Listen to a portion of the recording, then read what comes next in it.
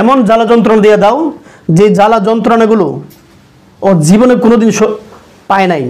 বিসমিল্লাহির রহমানির রহিম। সমাধান চাও যদি জীবনে মরণে, ফিরে যাও খুঁজে নাও চোখ রাখো কোরআনে। এ তো চির অম্লান চির মুক্তির ডাক, এ যে মহাবাণী খোদারি কালামে পাক। এ বাণী সকলের নয় শুধু মুমিনের, যারাই চলবে মেনে ফল পাবে কোরআনের।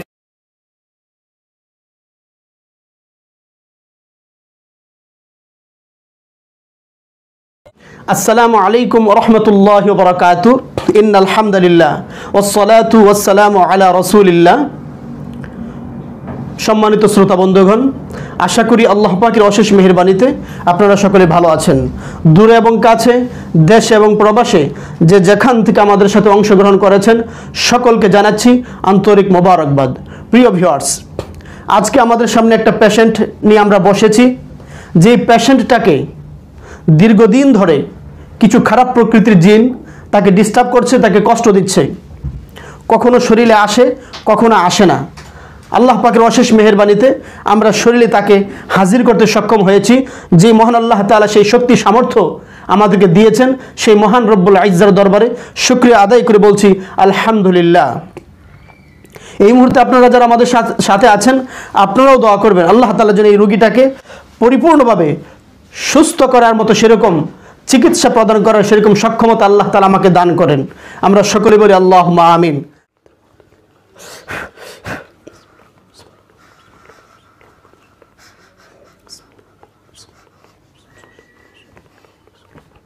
ওর পা থেকে নিয়ে মাথা পর্যন্ত প্রত্যেকটা অঙ্গ প্রত্যঙ্গে কাটার ব্যবস্থা করে দাও, যাতে একবারে মারা না যায়, যেন প্রচণ্ড রকম কাটার জ্বালা যন্ত্রণা সে সহ্য করতে না পারে।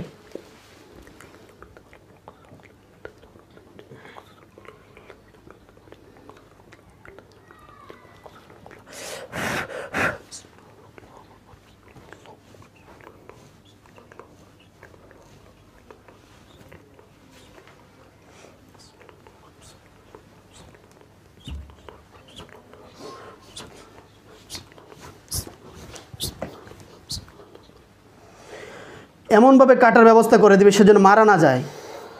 আমি চাই এই মুহূর্তে তাকে জ্বালা যন্ত্রণা দেওয়ার জন্য, কষ্ট অনুভব করানোর জন্যে।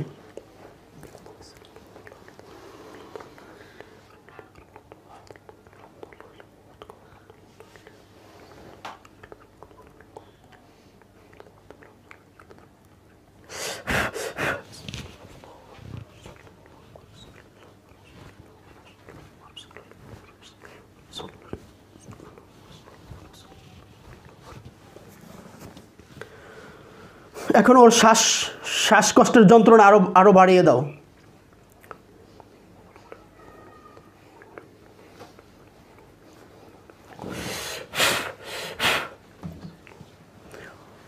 ওর কলিজায় তোমার কুদরতি শক্তি দিয়ে ওর কলিজায় চাপ দেওয়ার ব্যবস্থা করে দাও।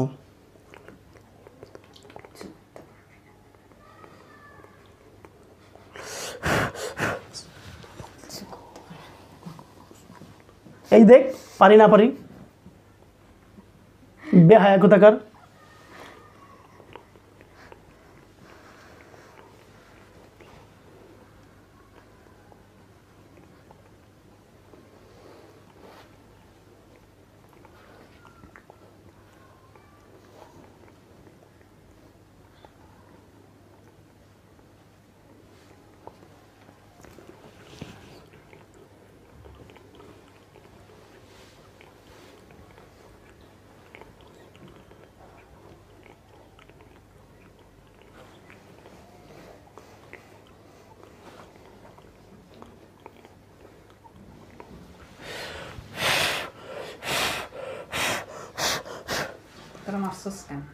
কারে মারছি বলতো? বল বল, কারে মারছি? কথা বল। হ্যাঁ, কথা বল। হ্যাঁ, লিডারকে মারছি, তুই বুঝতে পারছিস? তোর লিডারকে কিভাবে মারছি বলতো? কিভাবে? জবাই নাকি ফাঁসি? হ্যাঁ বল কিভাবে বল। তোর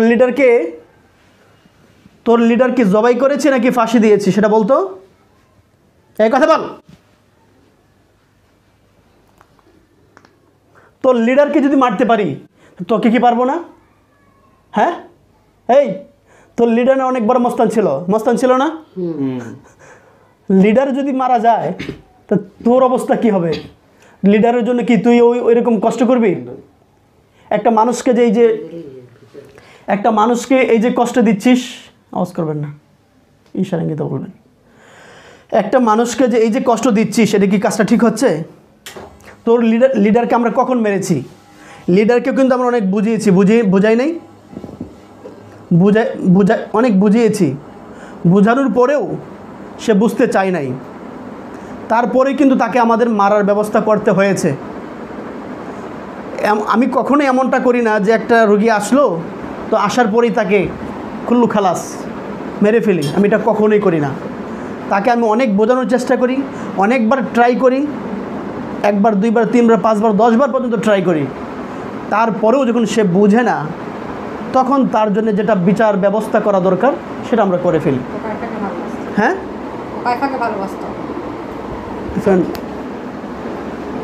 কাইফাকে ভালোবেসে আর কি করতো? কাইফার সাথে কি কোনো কিছু করতো? ও শুধু ভালোই বাসতো? হ্যাঁ এই যে কথা বলছো এটা আমার কাছে ভালো লাগছে, আমি চাচ্ছি তোমার সাথে কথা বলতে। যে কোনো একটা জিনিসের বিষয়ের যখন সমস্যা হয় এই সমস্যাগুলো সবচেয়ে উত্তম হচ্ছে আলোচনার মাধ্যমে সমাধানের রাস্তা খুঁজে বের করা, কথা ঠিক কিনা? আমি তোমার লিডারকে বলেছি যে আসো আমরা আলোচনার মাধ্যমে বিষয়টা ক্লিয়ার করে ফেলি, কিন্তু তোমার লিডার কিছুতে এটা আলোচনায় যেতে রাজি না। আল্লাহ তাআলা কি এই কথা বলেছেন যে একটা মেয়েকে তুমি ভালোবাসো তারপরে বিয়ে করো? তোমার যদি বিয়ে করতে হয়, বিয়ের শখ যদি এতই থাকে, তোমাদের জাতিগত লোক আছে না, তাদেরকে বিয়ে করো। কোরআনের কোথাও আছে অথবা অন্য যে কোনো ধর্মীয় গ্রন্থে লেখা আছে যে একটা জিন একটা মানুষকে বিয়ে করবে? এই পারমিশন আল্লাহ তাআলা দিয়েছেন? তা আল্লাহ তাআলার পারমিশনকে টপকিয়ে ওভার করে তোমরা নতুন একটা আইন কেন তোমরা জারি করো? এটা কি তোমাদের অপরাধ না? আল্লাহর আইনকে অমান্য করা এটা কি তোমাদের অপরাধ না? কাইফা কি লিডার ভালোবাসতো, লিডার বিয়ে করবে? কাইফার তো বিয়ে হয়েছে, তার স্বামী আছে, সে তো আর জিন না, সে একজন মানুষ। হ্যাঁ লিডারের পছন্দ হয় নাই বিদায় তো লিডার কি হয়েছে বলো তো? লিডারকে আমরা কি করেছি? শুনি নাই, আওয়াজ দে বলো। লিডার আমি একটু কানে কম শুনি, কথা বুঝতে পারছো? এই জন্যে মানে একটু ভালোভাবে শোনার জন্য একটু মেরে ফেলছেন। তোমার লিডারকে কি করেছি? মেরে ফেলছেন। তোমার লিডারকে আমি মেরে ফেলেছি? জি। আচ্ছা তোমার লিডারকে যে আমি বুঝিয়েছি এটা তুমি অনেকবার তাকে বোঝানোর চেষ্টা করেছি, এটা জানো? আচ্ছা অনেকবার বোঝানোর পরেও যেহেতু সে বোঝে নাই, কিন্তু এই যে একটা রোগীর পরিবার তারা আজকে কতটা দিন কষ্ট করছে, তাদেরকে তো উদ্ধার করতে হবে নাকি? আমি তাদেরকে বুঝিয়েছি ভাই তুমি তোমার রাস্তায় চলে যাও, শুধু একটা মেয়েকে কেন ডিস্টার্ব করবে? সে বুঝে নাই, তো তার জন্য যে ফাইসালা করা দরকার সেটা হয়ে গেছে। এখন তুমি হ্যাঁ হাতছাড়া থাক, সে তার বউর এখানে হাত দিয়েছে, এটা তোমার বউ না। আমার ডিস্টার্ব লাগতেছে। তোমার ডিস্টার্ব সেটা আসার, তুমি যে এতদিন ডিস্টার্ব করছো সেটা কি আমাদের ভালো লাগছে? আমি তো কথা বলতেছি। পিছনে তো একটা দিয়ে দেন, আমি আরামে শুয়ে আছি এখানে। আচ্ছা ঠিক আছে রাখেন। তাহলে এই যে তার গোটা পরিবারকে কষ্ট দিচ্ছে, এটা তোমাদের অপরাধ হচ্ছে কিনা? এটা হ্যাঁ এই সামান্য কষ্টটা সহ্য করতে পারছো না, তোমার ব্রেনে চাপ পড়ছে, জাহান্নামের আগুনের আযাব কিভাবে সহ্য করবে? কখনো চিন্তা করেছো? সূর্যটা আমাদের থেকে 9,30,00,000 মাইল দূরে। বিজ্ঞানীদের গবেষণায় যেটা আমরা জানতে পারি, সূর্যটা আমাদের এই পৃথিবী থেকে 9,30,00,000 মাইল দূরে, কিন্তু যখন দিনের বেলা সূর্য ওঠে সেই সূর্যের প্রখরতা আমাদের শরীরে লাগে কিনা? এখন শীতকাল, এখন এতটা খারাপ লাগে না, প্রচন্ড রকম গরম যখন থাকে, সেই 9,30,00,000 মাইল দূর থেকে সূর্য যখন তার প্রখরতা আমাদের এই জমিনে এসে পড়ে, আমাদের শরীরে লাগে, সহ্য করা যায়? সামান্য এই সূর্যের প্রখরতা সহ্য করতে পারি না ভাই, তাহলে ওই জাহান্নামের আগুনের তাপ কিভাবে সহ্য করবা? কখনো চিন্তা করেছো? আগুনের তাপ কখনো খেয়েছো? আমি তোমাকে দেখো একটু আগুনের, জাস্ট তোমাকে বোঝার জন্য জাহান্নামের আগুনটা কেমন হতে পারে আর দুনিয়ার আগুনটা কেমন, একটু পার্থক্যটা বোঝার জন্য তোমাকে আমি একটু জাস্ট এক্সাম্পল দিচ্ছি, একটু দেখো কেমন।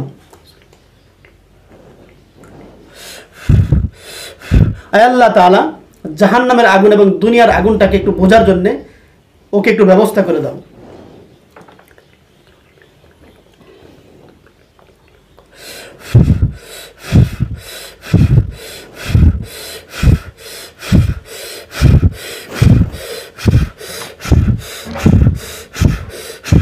সম্মানিত শ্রোতা বন্ধুগণ, দেখেন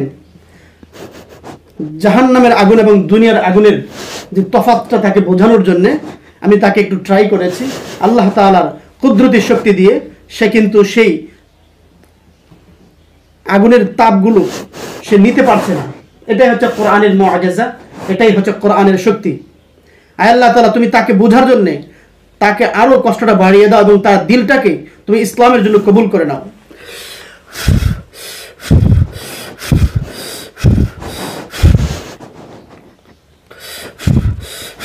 কষ্ট হচ্ছে তোমার? আওয়াজ দিয়ে বলতে হবে। আওয়াজ দাও, মুখ খোলো, জি আওয়াজ দিয়ে বলো যে আমার কষ্ট হচ্ছে, জি আমি বুঝতে পারি নাই। কোরআনের এই শক্তিটা পৃথিবীর সমস্ত মানুষ বোঝার জন্য তোমার এই জবানটা খুলে বলতে হবে। বলো যে কোরআনের মাধ্যমে হুজুর আমাকে যেই শাস্তির ব্যবস্থা করেছেন আমি সহ্য করতে পারছি না। বলো বলো, জবান খোলো। কোরআনের মাধ্যমে হ্যাঁ, হুজুর আমাকে যে শাস্তির ব্যবস্থা করেছেন, যে শাস্তির ব্যবস্থা করেছেন সেটা আমি সহ্য করতে পারছি না। তুমি কি সেই শাস্তি থেকে বেরিয়ে আসতে চাও? আল্লাহ তাআলা তুমি তার শাস্তিকে কমিয়ে দাও।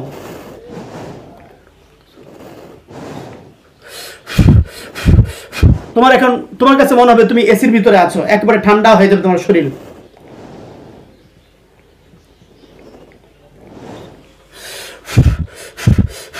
এখন ভালো লাগছে?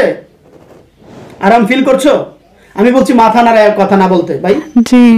এখন তুমি যে কিছুক্ষণ আগে কষ্ট পেয়েছো, এখন কি তুমি আরাম পাচ্ছো? জি। বলো আলহামদুলিল্লাহ। এটা কিসের শক্তি? কোরআনের শক্তি। আরো আওয়াজ দিয়ে বলতে হবে। আমার আওয়াজটা কতটুকু ক্লিয়ার দেখেছো? কোরআনের শক্তি। যাক, আল্লাহ তাআলা তোমাকে কোরআনের শক্তিটা বোঝার তৌফিক দিয়েছেন, সেজন্য শুকরিয়া আদায় করে বলছি আলহামদুলিল্লাহ। আচ্ছা, তোমার নামটা কি মনে হয়েছে? আচ্ছা, এই নামটা মনে না হলে আচ্ছা ঠিক আছে, সেটা পরবর্তীতে দেখা যাবে। এখন এই রোগীটার উপরে তোমরা কয়জন আছো? আমি একাই। তুমি একাই? তুমি কতদিন ধরে ডিস্টার্ব করো রোগীটাকে? আজকে আসছে। আজকে নতুন? দরকার নাই। যাহা বলিব সত্য বলিব, মিথ্যা বলিব না। যদি আমি মিথ্যা বলি তাহলে আপনার যা ইচ্ছা আপনি আমাকে সেই শাস্তি দিতে পারবেন।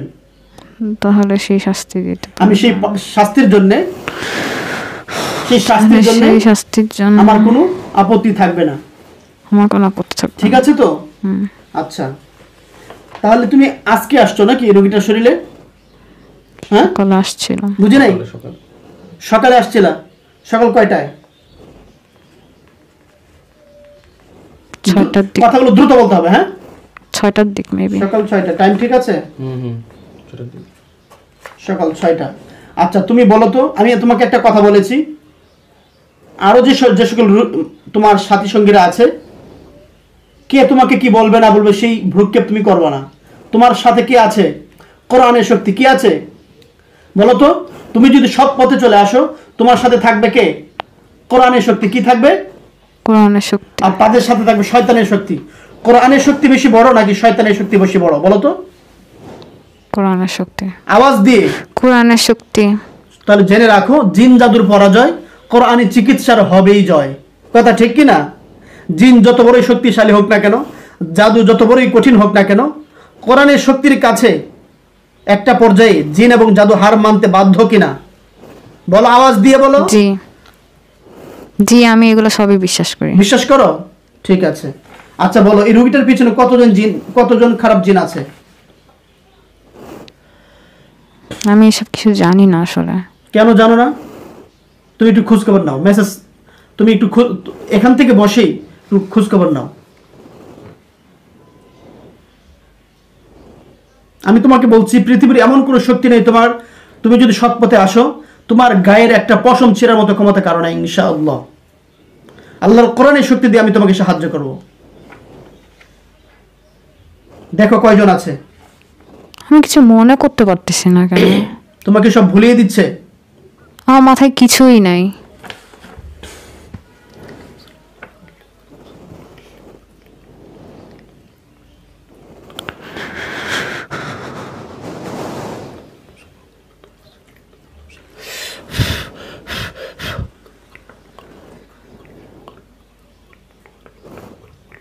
আমি কারোর সাথে কানেক্ট করতে পারতেছি না।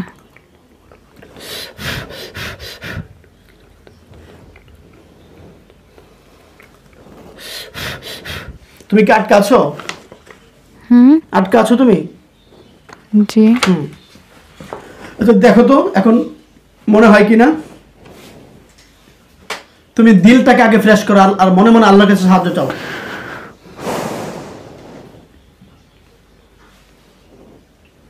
আয় আল্লাহ তাআলা, ওর ব্রেন থেকে সবকিছু আউট হয়ে যাচ্ছে, তুমি তাকে সবকিছু মনে করার মতো সেরকম ব্যবস্থা করে দাও।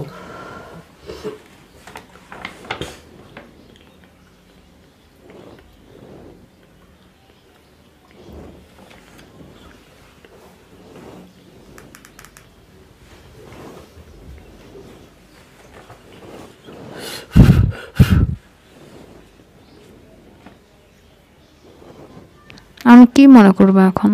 ওই রোগীটার পিছনে আরো কয়জন আছে?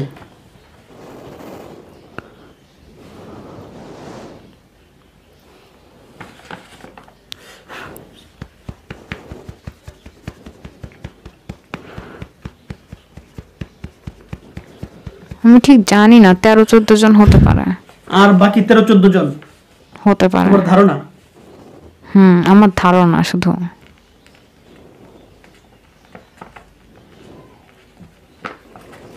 13-14 জন আছে নাকি? আচ্ছা, তারা সবাই কি তোমার মতো এরকম নাস্তিক? না। তাদের সাথে তুমি একটা যোগাযোগ ব্যবস্থা করো তো। তোমার একটা যোগাযোগ ব্যবস্থা হবে, দেখো তাদের সাথে কথা বলার কোনো সুযোগ হয় কিনা। তবে তাদের কোনো চক্রাঙ্গানি তুমি ভয় পাবা না, ঠিক আছে? কথা বুঝতে পেরেছো?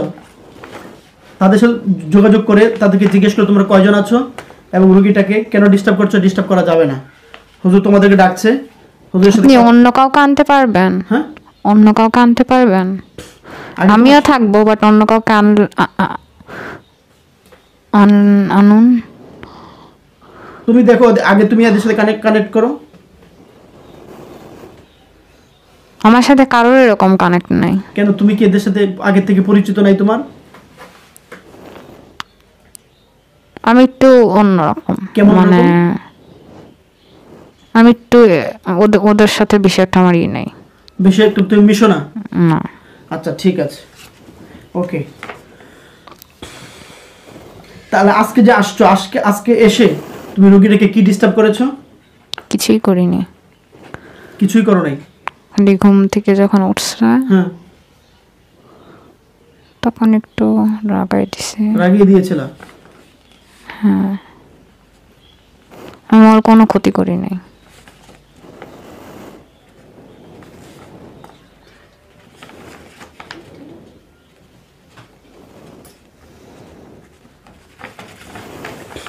তুমি ওর এছাড়া আর কোনো ক্ষতি করো নাই? রিয়েল বলছো?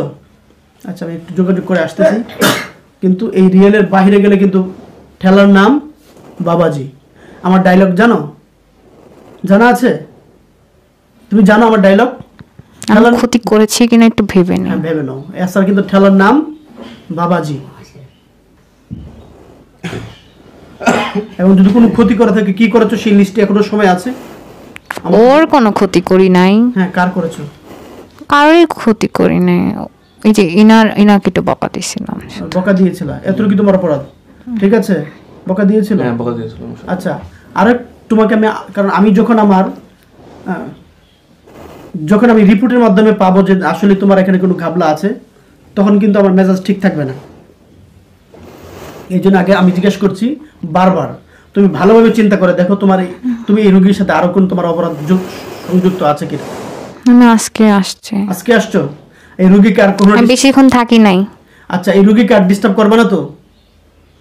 না। সত্যি বলছো মন থেকে? হ্যাঁ, হ্যাঁ, আমার এটার সাথে আমার কোনো নাই, কানেকশন নাই। না। ঠিক আছে, আচ্ছা, তুমি মুসলমান হতে চাও জি। মন থেকে, নাকি মানে ভাওতাবাজি মুসলমান? না, মন থেকে। মন থেকে বলো আস্তাগফিরুল্লাহ আস্তাগফিরুল্লাহ রব্বি রব্বি মিন কুল্লি মিন কুল্লি যামবি যামবি ওয়া আতুবু ওয়া আতুবু ইলাইহি ইলাইহি লা হাওলা লা হাওলা ওয়ালা কুওয়াতা ওয়ালা কুওয়াতা ইল্লা ইল্লা বিল্লাহিল বিল্লাহিল আলিয়্যিল আলিয়্যিল আযীম আযীম লা ইলাহা লা ইলাহা ইল্লাল্লাহু ইল্লাল্লাহু মুহাম্মাদুর রাসূলুল্লাহ রাসূলুল্লাহ সাল্লাল্লাহু সাল্লাল্লাহু আলাইহি ওয়াসাল্লাম। আলাইহি ওয়াসাল্লাম। আশহাদু আন লা ইলাহা আশহাদু আন লা ইলাহা ইল্লাল্লাহু ইল্লাল্লাহু ওয়াহদাহু ওয়াহদাহু লা শারীকা লাহু লাহু ওয়া আশহাদু আন্না ওয়া আশহাদু আন্না মুহাম্মাদান মুহাম্মাদান আবদুহু আবদুহু ওয়া রাসূলুহু। ওয়া রাসূলুহু। আমানতু বিল্লাহি আমানতু বিল্লাহি ওয়া মালাইকাতিহি ওয়া মালাইকাতিহি ওয়া কুতুবিহি ওয়া কুতুবিহি ওয়া রুসুলিহি ওয়া রাসূলিহি ওয়াল ইয়াউমিল আখিরি ওয়াল ইয়াউমিল আখিরি আখিরি ওয়াল কদরি ওয়াল কদরি খাইরিহি খাইরিহি ওয়া শাররিহি ওয়া শাররিহি মিনাল্লাহি মিনাল্লাহি তাআলা তাআলা ওয়াল বা'থি ওয়াল বা'থি বা'সি বাদাল মাউত। আচ্ছা, এবার বলো, হে আল্লাহ তাআলা, হে আল্লাহ তাআলা রব্বুল আলামিন, রব্বুল আমি আলামিন, বুঝে না বুঝে, ইচ্ছায় অনিচ্ছায় যত প্রকার ভুল করেছি, অন্যায় করেছি, হে দয়ার সাগর, রহিম ও রহমান, গফুর ও গফফার, রব্বুল আলামিন, তুমি আমাকে মাফ করে দাও। আচ্ছা, তুমি যে যতটুকু ডিস্টার্ব করেছো, এই ডিস্টার্বটা তোমার অন্যায় হয়েছে কিনা? অন্যায় হয়েছে না? আজকে যদি তোমার একটা বোন, তোমার একটা ভাইকে যদি এইভাবে কেউ ডিস্টার্ব করতো, তোমার কি ভালো লাগতো? আচ্ছা, এই যে ডিস্টার্বটা করেছো, এই ডিস্টার্বটা কি বান্দার হক নষ্ট করেছো না? জি। বান্দার হক আল্লাহ তাআলা কখনো মাফ করবেন নাকি বান্দা মাফ করতে হবে? বান্দা যদি মাফ না করেন, আল্লাহ তাআলা কখনো মাফ করবেন না। তাহলে এই যে তোমরা একটা অপরাধ করেছো, ভুল করেছো, এই ভুলের জন্য তার স্বামী আছে, মা আছে, তার বোন আছে, এখানে তাদের কাছে মাফ চাও। আমাকে মাফ করে দিবেন। হাত জোর করে মাফ চাইতে হবে। আমাকে মাফ করে দিবেন। তার মার কাছে মাফ চাও। বলো, মা আমাকে মাফ করে দিবেন। মা আমাকে মাফ করে দিবেন। বলো, আপা আমাকে মাফ করে দিবেন। আপা আমাকে মাফ করে দিবেন। জানো এই কষ্টের জন্য তার মায়ের চোখের পানি কি পরিমাণ ঝরেছে? জি, জানো? আচ্ছা, অন্যায় করতে গিয়ে যদি কারো কষ্ট আমি সবচেয়ে ওনাকে দিয়েছি, ওনাদেরকে দিই নাই। আচ্ছা, ঠিক আছে, অন্যায় করতে গিয়ে যদি কারো পায়েও ধরতে হয়, তারপরে যদি আমি মাফ পাই, এটা আমার জন্য সবচেয়ে ভালো জিনিস না? সবচেয়ে ভালো জিনিস না? তুমি কেউ একটা অন্যায় করেছে, অন্যায় করতে গিয়ে যদি সেই ব্যক্তির পায়েও ধরতে হয়, পায়ে ধরলে যদি সেই ব্যক্তি আমাকে মাফ করে দেয়, সেটা আমার জন্য ভালো না। কারণ পরকালে তো আমি ধরা পড়বো না, আমার শাস্তিটা বা আমার যা কিছু হয়েছে দুনিয়াতে শেষ, এটা ভালো না? নাকি পরকালে সে আযাব হইলে ভালো হবে? এখানে ভালো না? যেহেতু তুমি বুঝতে পেরেছো তুমি অন্যায় করেছো, সেজন্য রোগীর স্বামীর পায়ে ধরে একটু মাফ চাও যে ভাই, ভুল করে ফেলেছি। এই পায়ে ধরা কোনো মান সম্মান ইজ্জত নষ্ট হবে না। হাসরের ময়দানের কথা চিন্তা করো, জাহান্নামের আগুনের কথা চিন্তা করে দেখো, সেই যদি তারা না মাফ করেন আর সেখানে যদি তুমি যাও, সেখানে পরিস্থিতিটা কেমন হবে? অত্যন্ত ভয়াবহ হবে না? তার পায়ে ধরে বলো, ভাই আপনার পায়ে ধরি, আমাকে মাফ করে দেন। তারা যদি মাফ করে দেয় আমি তোমাকে মাফ করে দেব। কিন্তু আমি তো কিছু করিই নাই, আমার আগের জন্য যতটুকু করেছে করেছে। আসতো এটা একটা অপরাধ, এই জন্য পায়ে ধরে মাফ চাও, পায়ে ধরে মাফ করে দিবেন। আচ্ছা মাফ করেছেন?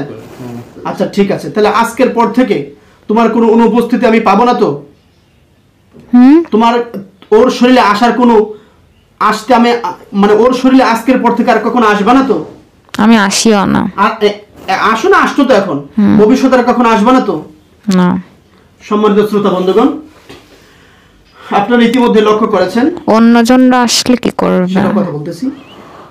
ইতিমধ্যে আপনারা লক্ষ্য করছেন, আমরা যে বোনটার চিকিৎসা করছিলাম, এই মেয়েটার শরীরে যে জিনটা হাজির হয়েছে, সে ছিল একজন নাস্তিক। সে কোরআনের শক্তির কাছে হার মেনেছে এবং সে তার সমস্ত ভুল ভ্রান্তিগুলো বুঝে আল্লাহর কাছেও মাফ চেয়েছে, পাশাপাশি ওই রোগীর ফ্যামিলির সদস্য যারা আছেন তাদের কাছেও মাফ চেয়েছেন। আপনারা আরও লক্ষ্য করেছেন, সে তার ভুল বুঝতে পেরে সে রোগীর স্বামীর পায়ে পর্যন্ত ধরেছে। একটা চাই সে জিন হোক আর মানুষ হোক, সে যখন তার দুর্বলতাগুলো স্বীকার করে পায়ে ধরে মাফ চায়, সেখানে আসলে ক্ষমা না করে আর কেউ পারে না। সুতরাং তার এই সে যেহেতু কোরআনের শক্তির কাছে হার মেনেছে, সব কিছু বিবেচনা করে আমিও ইনশাল্লাহ নিয়ত করেছি তাকে মাফ করে দেব। আর আল্লাহর কাছে বলবো, হে আল্লাহ তাআলা, তোমার এই সৃষ্টি, তোমার এই তুমি পুরুষ না মহিলা? পুরুষ। তোমার এই বান্দা, সে তার নিজের ভুল বুঝতে পেরে তোমার বান্দাদের কাছে মাফ চেয়েছে। সুতরাং হে রব্বুল আলামিন, তুমিও তাকে মাফ করে দিও। ইনশাল্লাহ আমরা আশা রাখি আল্লাহ তাআলা তোমাকে মাফ করে দিবেন। এখন বাকি যারা আছে তাদের বিষয়টা আমি পরবর্তীতে ইনশাল্লাহ দেখছি। তবে এখানে তোমার জন্য তোমার কোনো আসা যাওয়ার কোনো ইনফরমেশন যেন আমি না পাই, কথা ঠিক আছে? আচ্ছা। সেই ক্ষেত্রে কিন্তু তোমার রেজাল্টটা ভালো হবে না। আচ্ছা, তুমি যে মুসলমান হয়েছ, তোমার নতুন কোনো নামের প্রয়োজন আছে? নাম দিব? কি নাম দিব বলো? আপনার ইচ্ছা। তোমার নাম দিলাম আবু বকর সিদ্দিক। সবচেয়ে সত্যবাদী ছিলেন হযরত আবু বকর সিদ্দিক, তাই না? তা তুমি যেহেতু আমার কাছে নিজের, জানি না আমি, আচ্ছা আমি তো বলছি, আল্লাহ আবু বকর এতটাই সত্যবাদী ছিলেন, আল্লাহ তাআলা নিজেই আবু বকরের নামের পাশে উপাধি দিয়েছিলেন সিদ্দিক। সুতরাং তুমি যেহেতু নিজেও আমার কাছে দাবি করছো তুমি আজকের পর থেকে আর মিথ্যা কথা বলবে না আর আসবেও না, তোমার কথাগুলো আমি বিশ্বাস করে সেই সূত্র ধরে আমিও তোমার নাম দিচ্ছি আবু বকর সিদ্দিক। আবু বকর সিদ্দিক কেমন একজন সাহাবী! আমি ইচ্ছা করলে কাইফার ঈদ থেকে আমি একটা নাম নিয়ে বলতে পারতাম, কিন্তু আমার নাম আমার সত্যিই মনে পড়তেছে না। সেটা দরকার নেই, আজকের পর থেকে সেই নামটাও তুমি বলে যাও, ডিলেট। ঠিক আছে? তাহলে আজকে থেকে তোমার নাম কি? আবু বকর সিদ্দিক। আবু বকর সিদ্দিক ছিলেন এমন একজন সাহাবী যিনি সত্যবাদী ছিলেন। পাশাপাশি এমন 10 জন সাহাবী ছিলেন এই দুনিয়ার জমিনে যারা দুনিয়াতে থাকা অবস্থায় জান্নাতের সার্টিফিকেট আল্লাহ তাআলা তাদেরকে দিয়ে দিয়েছেন। সেই 10 জন সাহাবীর মধ্য থেকে একজন ছিলেন হযরত আবু বকর সিদ্দিক রাদিয়াল্লাহু তাআলা আনহু। তো সেই আবু বকর সিদ্দিক রাদিয়াল্লাহু তাআলা আনহুর নামের সাথে তোমার নামটা আমি রেখে দিয়েছি। তোমার কাজ কর্মগুলো যেন সেই আবু বকর সিদ্দিকের মতো হয়, ইনশাআল্লাহ চেষ্টা করব। ইনশাআল্লাহ আল্লাহ তাআলা তোমাকে আবু বকর সিদ্দিক রাদিয়াল্লাহু তাআলা আনহুর মতো সেরকম কবুল করে, আমরা সকলে বলি আল্লাহুম্মা আমিন। আচ্ছা ঠিক আছে, এখন তোমাকে চলে যাওয়ার জন্য আমি পারমিশন দিচ্ছি, যাও।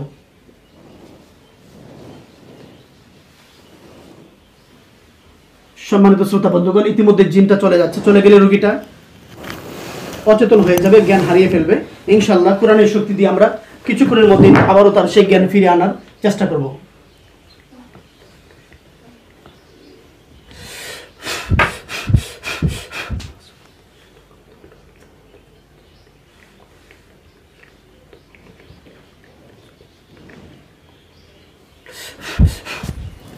আস্তে আস্তে মাথায় হালকা কাইফা কাইফা কাইফা কাইফা কাইফা চোখ খুলো।